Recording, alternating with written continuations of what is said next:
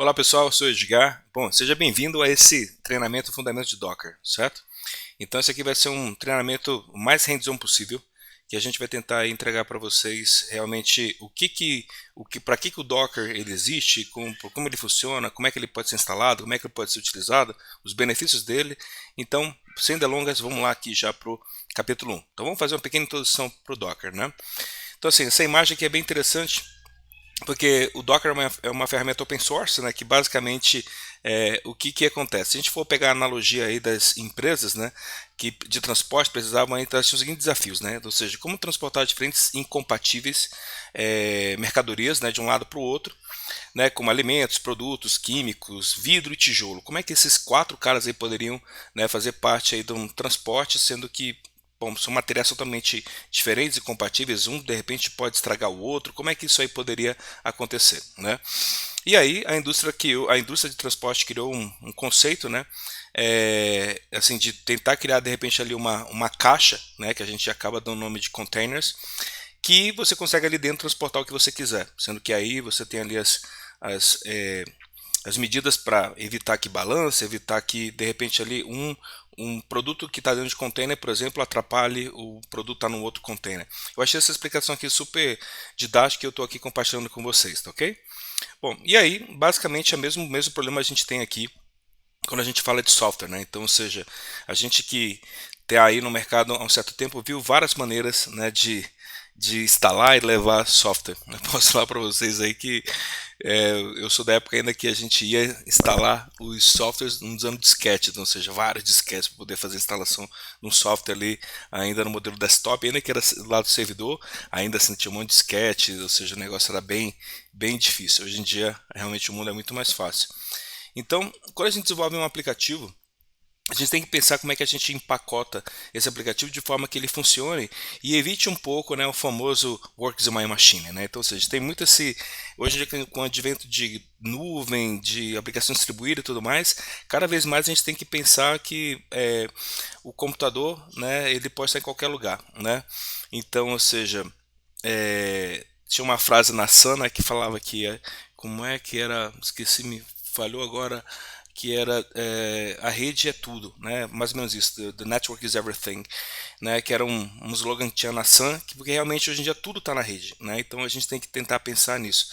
E a forma da gente levar uma aplicação que roda na minha máquina, aqui do jeito que está, que possa rodar na nuvem, o Docker me auxilia muito ao poder eliminar coisas que são particulares somente à minha máquina e rodar isso dentro do container. Por mais que eu tenha a minha máquina, eu posso executar esse mesmo componente que eu estou escrevendo aqui na minha máquina, eu posso rodar dentro de um ambiente container, dentro da minha própria máquina para ver como funciona. E aí, geralmente, o comportamento que eu tenho aqui no meu container, mesmo dentro da minha máquina, vai ser o mesmo comportamento que eu vou ter em qualquer ambiente de nuvem ou qualquer data center e assim por diante, tá ok? Então, basicamente, isso que a gente tem quando a gente fala de Docker. Bom, e aí tem uma coisa interessante aqui que Docker está muito ali perto do conceito de virtualização, né? A questão do hypervisor e tudo mais. Então vamos ver um pouquinho a diferença desse cara aqui, certo?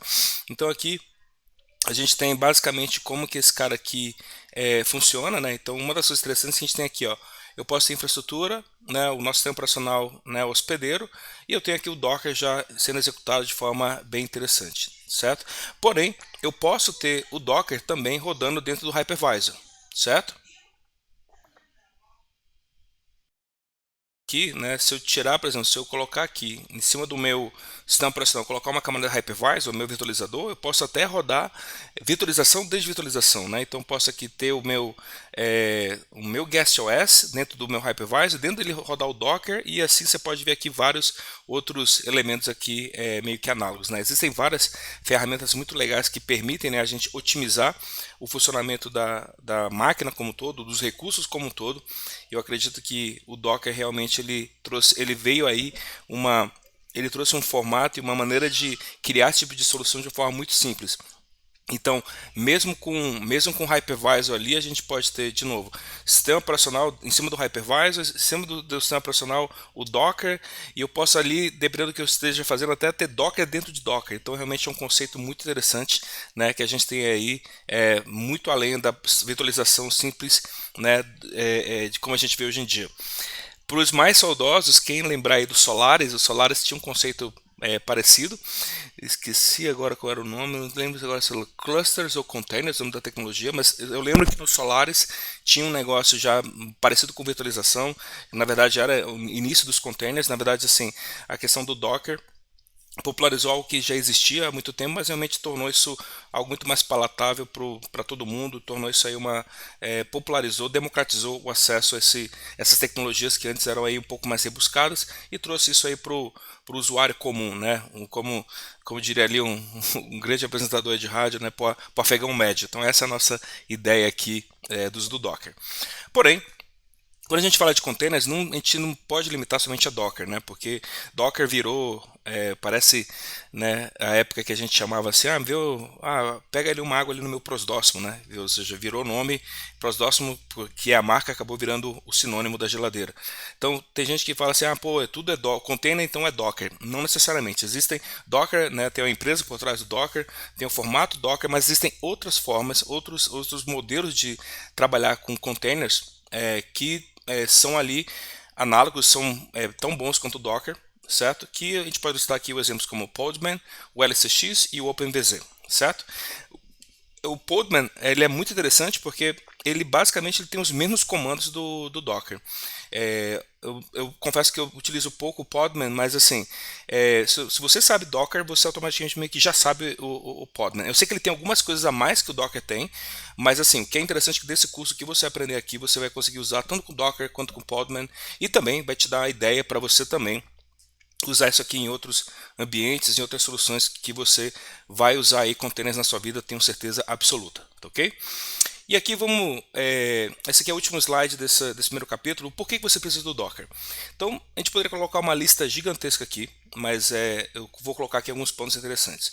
Primeiro que o processo de desenvolvimento ele fica muito mais rápido, ou seja, eu consigo fazer com que alguém que está participando do meu desenvolvimento, ele possa rodar o mesmo componente que eu estou rodando com o mínimo esforço possível. Então o cara não tem que fazer um esforço hercúleo para poder configurar todo o ambiente que eu tenho aqui na minha máquina para ele poder rodar na máquina dele. Então isso aí realmente é algo muito bacana.